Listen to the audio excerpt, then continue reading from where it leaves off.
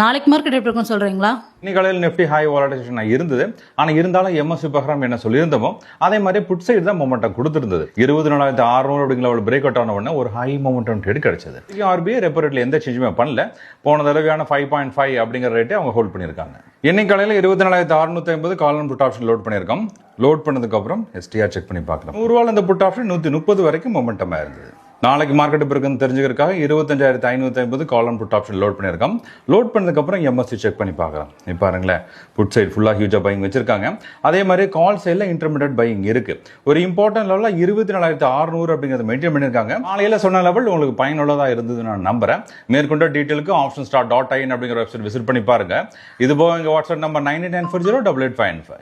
இதுக்கு MSc message பண்ணுங்க, நான் உங்களுக்கு டீட்டெயில் சென்ட் பண்ணி தரேன். எம்எஸ்சி செக் பண்ணி பார்த்ததில் புட் சைடு ஃபுல்லாக பையிங் வச்சிருக்காங்க. அதே மாதிரி கால் சைட்லையும் பையிங் இருக்கு.